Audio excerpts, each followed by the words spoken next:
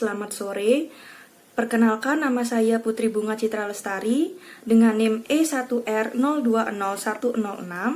Di sini saya akan mempresentasikan tugas akhir dari KSA 2023 dengan mata kuliah program linier. Adapun bunyi soalnya yaitu kita bisa lihat pada layar. Yang pertama, ada kerjakan soal berikut dengan menggunakan teorema 5.2 pada bab 5. Maksimumkan Z sama dengan 3x1 ditambah 2x2 dengan kendala-kendala yang bisa kita lihat pada layar di sini. Kemudian langsung saja penyelesaiannya yaitu kita ubah dulu ke bentuk baku. Soal yang ini kita ubah ke bentuk baku sebagai primal. Jadi memaksimumkan Z sama dengan 3x1 ditambah 2x2. Dengan kendala-kendala yaitu dari di sini itu dari yang positif nilainya karena kita mau ubah dia menjadi kendala yang sama yaitu kurang dari atau sama dengan, maka dia menjadi tandanya negatif gitu. Jadi min x1 dikurang x2 kurang dari atau sama dengan min 1. Itu adalah kendala pertama. Kemudian min 5x1 dikurang x2 kurang dari atau sama dengan 0. Itu kendala kedua. Kemudian x1 dikurang 5x2 kurang dari atau sama dengan 0. Itu adalah kendala ketiga. Kemudian ada x1 ditambah x2 kurang dari atau sama dengan 6. Itu adalah kendala keempat. Dengan x1, x2 itu lebih besar atau sama dengan 0. Kemudian kita lanjut ke langkah yang kedua. Setelah diubah ke dalam bentuk baku sebagai primal, kemudian kita ubah dia menjadi ke dalam bentuk dual, di mana kalau dual ini atau minimum sehingga ft-nya itu akan dari awalnya Z akan menjadi G. Nah, karena ft awal maksimum, selanjutnya dual itu menjadi minimum. Kalau dia minimum, tanda pertidaksamaannya itu semua lebih dari atau sama dengan, lebih dari atau sama dengan. Jadi di sini kita minimumkan G sama dengan min Y1 ditambah 6Y4. Ini didapat dari kendala yang ini, yang min 1 itu ada di kendala pertama kan. Terus 6 itu ada di kendala keempat. Jadi min Y1 ditambah 6Y4.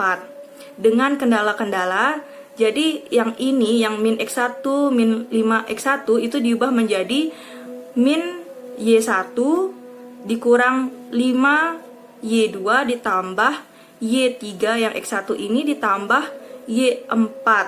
Y4 ini yang X1 di kendala 4. Lebih besar dari atau sama dengan 3. Kemudian yang kedua ada min Y1 di sebelah sini. Di X2 ini, jadi min X2 ini menjadi min Y1 dikurang Y2 dikurang 5Y3 ditambah Y4 itu lebih besar dari atau sama dengan 2. Dengan Y1, Y2, Y3, Y4 itu lebih besar sama dengan 0.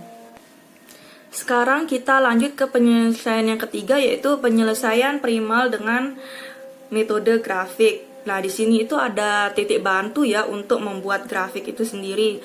Ada kendala pertama, kedua, ketiga, dan keempat. Yaitu kendala pertama kita hitung dulu titik bantunya X1 dikurang X2 sama dengan min 1. Jadi kita umpamakan sembarang titik 0,0 gitu. Jadi misalnya X1-nya sama dengan 0, berarti X2-nya sama dengan 1. Terus kita taruh X2 sama dengan 0, berarti X1-nya sama dengan, jadi X1-nya sama dengan 1. Kemudian untuk mencari titik bantu di kendala kedua, ketiga, dan 4 sama seperti cara yang tadi sehingga dihasilkan seperti ini yang kita bisa lihat pada layar. Selanjutnya kita akan mencari garis telusur. Jadi garis telusur untuk F sama dengan 6.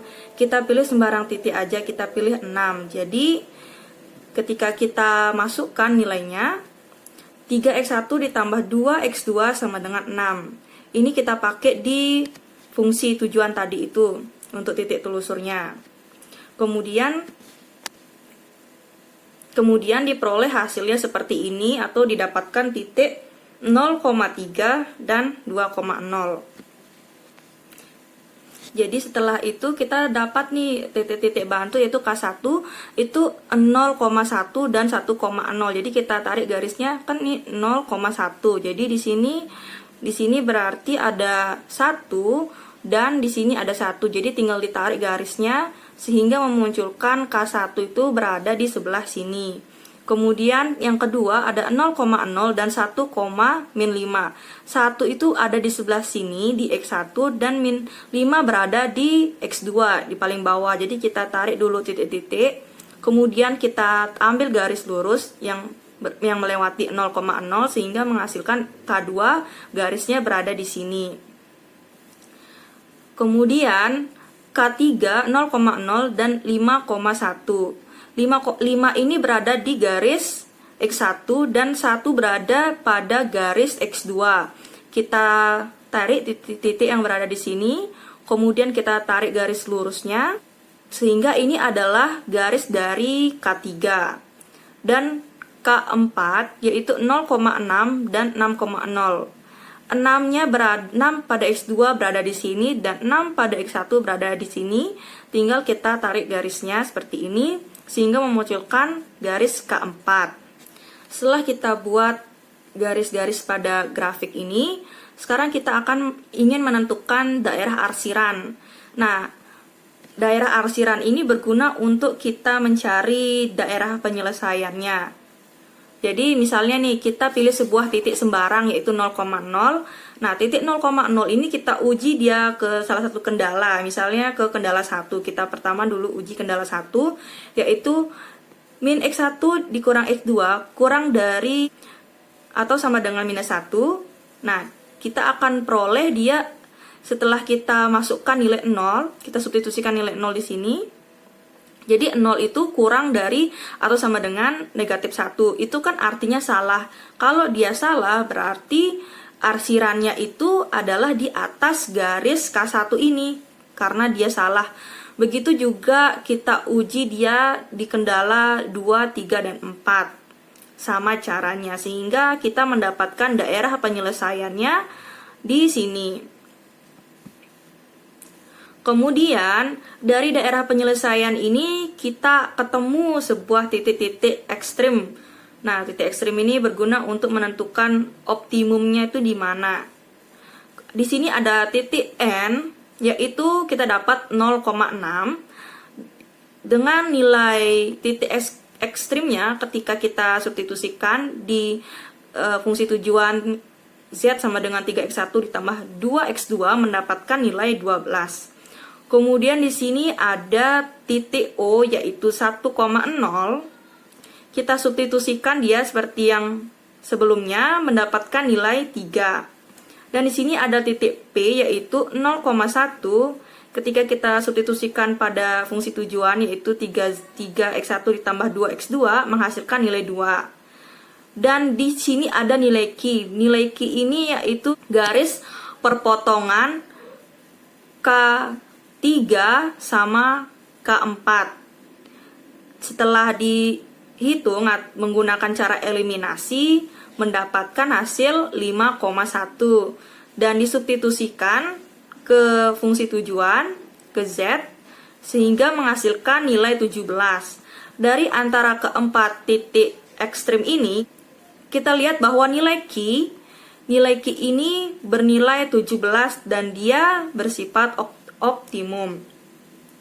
Kita juga bisa menggunakan cara lain seperti kita melihat menggunakan garis telusur yaitu yang kita ambil sembarang yaitu F sama dengan 6 tadi.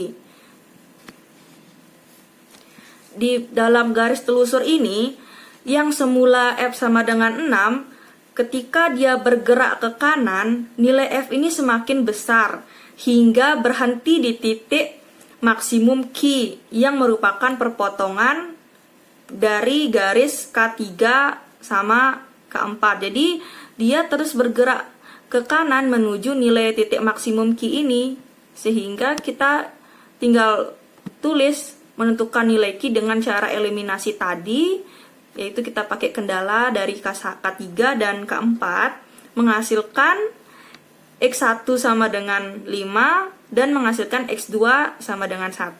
Jadi diperoleh nilai primal mencapai maksimum di nilai 17 dengan X1 sama dengan 5 dan X2 sama dengan 1. Dari metode grafik ini kita dapat mengerjakan teorema 5.2.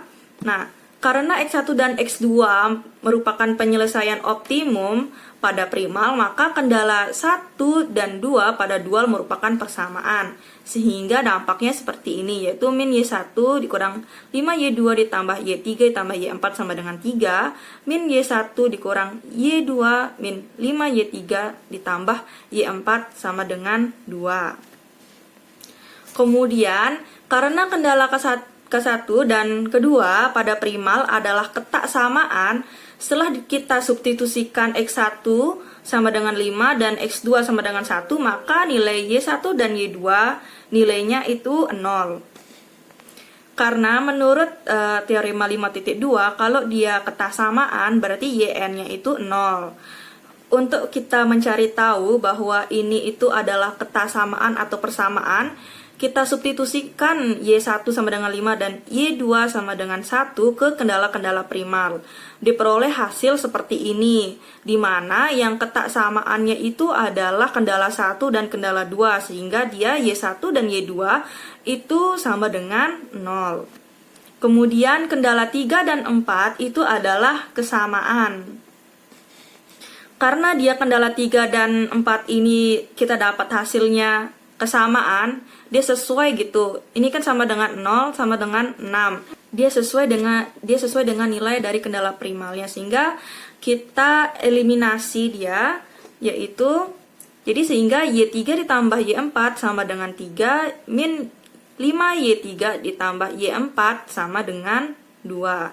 Karena dia sesuai gitu. Jadi kita pakai sistem eliminasi sehingga diperoleh yaitu Y3 sama dengan 1/6 dan Y4 sama dengan 17/6. Kemudian kita akan mencari nilai optimum dual, yaitu dengan G tadi sama dengan min Y1 ditambah 6Y4 sama dengan Y1-nya ini tadi itu adalah 0 ditambah 6 per Y4 kita dapat dari sini yaitu 17/6, jadi kita substitusikan sehingga nilai G sama dengan setelah dihitung hasilnya 17. Jadi pada dual itu mencapai nilai maksimum di nilai 17 dengan nilai Y1 sama dengan 0, Y2 sama dengan 0, Y3 sama dengan 1/6, dan Y4 sama dengan 17/6. Sekian dan terima kasih, itulah tadi kesimpulan dari soal nomor 1 menggunakan teorema 5.2. Terima kasih.